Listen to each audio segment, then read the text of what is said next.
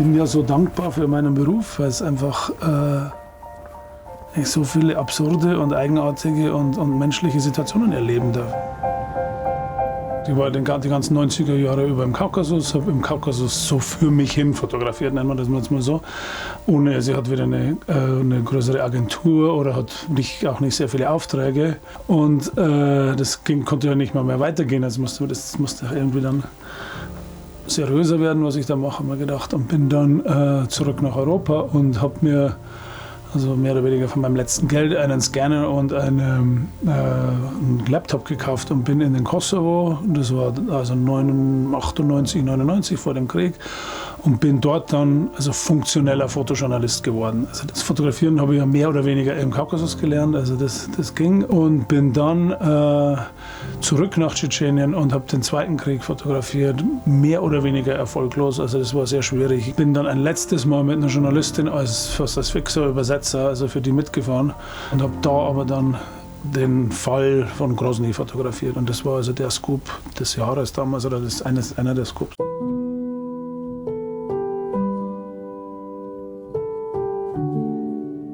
Dadurch, nehme ich an, also ist bei Magnum irgendjemand auf mich aufmerksam geworden und haben sich dann einen damaligen Fotografen von Magnum getroffen, der mich gefragt hat, also ob ich mich da nicht bewerben wollte, was mir natürlich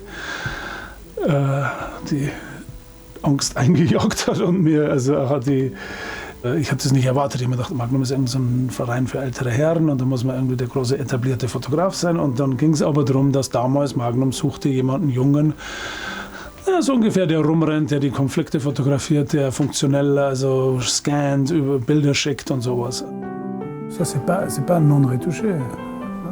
Moi, je les ai pas vus. Ça va. Das Witzige daran war, ich war mir nicht sicher, Fotograf zu sein, bevor ich bei Magnum war. Ich war dann so ein bisschen später dran, um zu studieren, aber so richtig Fotograf war, also jetzt bin ich Fotograf und jetzt bin ich bei Magnum, und jetzt für mich als Fotograf ist es Freiheit einfach. Ich finde, ich kann mir nicht vorstellen, in einer anderen Struktur zu sein, die mir so viel Freiheit gibt, so viele verschiedene Sachen ausprobieren zu können und irgendwie so als Fotograf alt werden zu können. Also ich glaube, man kann durch die verschiedenen Phasen durchgehen. Bei Magnum, das ist okay.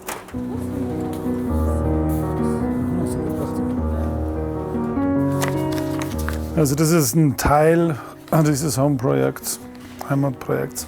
Iran, Georgien und Bayern. Die ursprüngliche Idee ist, irgendwie nach Bayern zu gehen und da 15 Bilder meiner verlorenen Heimat oder meiner ehemaligen Heimat oder meiner nicht mehr ganz jetzt immer noch Heimat zu fotografieren, kam mir ein bisschen eigenartig vor. Also habe ich gesagt, okay, ich mache halt 5 Bilder Georgien, 5 Bilder Teheran, 5 Bilder Bayern. Komischerweise natürlich, ich lebe jetzt in Paris und habe lange Zeit in New York gelebt. Also das ist mir überhaupt nicht in den Sinn gekommen, das irgendwie als Heimat zu bezeichnen. Also das sind für mich irgendwie so praktische Orte oder wie es immer so gern heißt, based in Paris oder based in. Und in New York. Aber jetzt irgendwie zu sagen, ja gut, nur Georgien ist meine Heimat, klingt auch irgendwie falsch. Und dann ist auch nur Teheran zu sagen, also das Land meiner Frau, wo ich auch schon seit langen Jahren regelmäßig bin und auch irgendwie so eine neue Familie gefunden habe. Ja, wenn es irgend so was wie Heimatgefühl gibt, dann existiert das für die 3.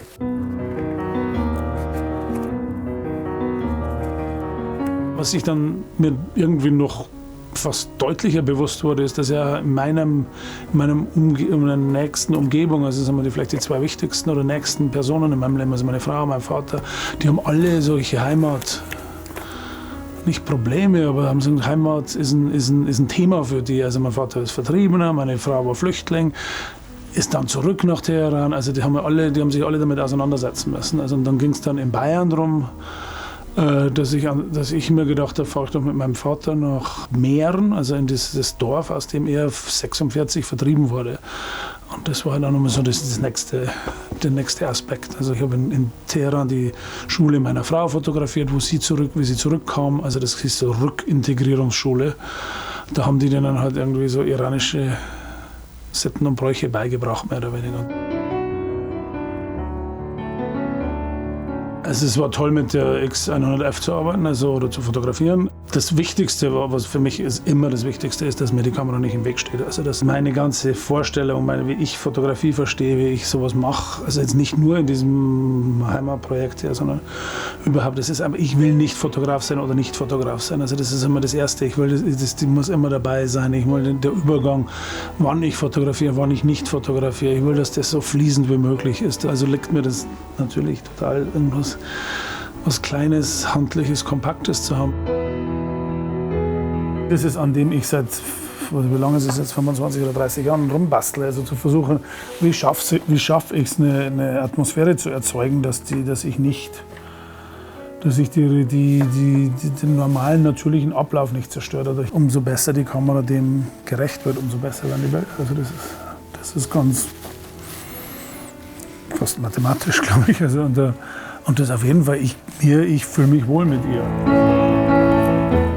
Klein, kompakt, ruhig, unaufdringlich, nicht dazwischen kommen. Also die kann man auf den Tisch legen, es geht darum, irgendjemand anderes fotografiert was damit. Also das ist alles, so sollte das sein. Also das ist so stelle ich mir Fotografie vor. Also das ist Ich glaube, mir ist es durch das Projekt ist es mir fast klarer geworden, dass ich vielleicht Heimat habe. Jetzt sagen wir mal in Georgien, in Teheran, auch immer noch in Bayern trotzdem, also wegen meiner Familie halt. Aber dass wo ich jetzt lebe, nicht unbedingt Heimat sein muss. Also, vielleicht ist mir das ist mir bewusster geworden. Ja.